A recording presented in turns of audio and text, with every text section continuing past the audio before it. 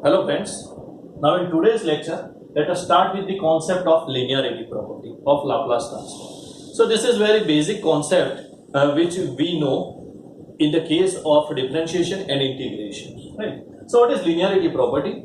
If Laplace of f of t can be represented as f of s and Laplace of g of t can be represented as g of s, with a and b are scalars, and if we want to find the Laplace transform of a f of t plus b g of t, so what we can write? Friends, we can write Laplace of a f of t plus Laplace of b g of t. Here a and b are scalars, so you can take it outside. So you can write like a Laplace of f of t plus b Laplace of g of t. Laplace of f of t is nothing but what? F of s, and Laplace of g of t is g of s. So we can write a fs plus b gs. This property is called linearity property of Laplace transform. We can use this property in our examples. Okay, so just remember the concept. Now using this concept, let us see some examples. So what is the need of this concept? Suppose we have the question that the Laplace of t square minus 3 sin t plus 2 cos hyperbolic t plus under root of t minus e raised to 3t. I want to find Laplace transform of this form. So I can apply linearity property in this question. I can write like this in answer. I can write Laplace of t square. I can apply separately Laplace in each and every term. So Laplace of t square minus 3 Laplace of sin t plus 2 Laplace of cos hyperbolic t plus Laplace of under root t minus Laplace of e raised to 3t.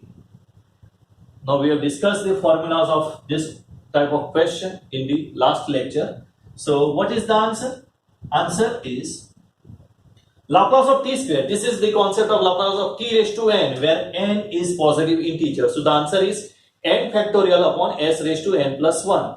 So the power of s is more than the power of t, 1 power more. So you can write s cube, 2 plus 1. And t raised to n, n factorial, that means 2 factorial, minus 3. Laplace of sin t, Laplace of sin at, a upon s square plus a square. So Laplace of sin t, here a is 1. So 1 upon s square plus 1 square, but no need to write 1 square, so I can write 1 also. Plus 2. Now this is the concept of hyperbolic function. So in hyperbolic function, first of all focus on cos. So if cos is given, s is here. And in the case of hyperbolic function, negative sign comes, s square minus a square. What is a? A is 1. So 1 square, that means 1. Now this is under root t. So which formula comes? T in the t raised to n, gamma function comes. So this is what? This is called t root t. Okay. So you want to write Laplace of, look at here, I am giving you hint. Laplace of t raised to n will give you gamma n plus 1 upon s raised to n plus 1. Okay. So I can write, instead of this, I can write what? This is t raised to n. So this is n plus 1. So you can write n gamma n upon s raised to n plus 1.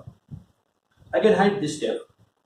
So t raised to n, n gamma n upon s raised to n plus 1. 1 power more of s. So you can write s raised to 1 by 2 plus 1, that is 3 by 2. 1 by 2 gamma 1 by 2.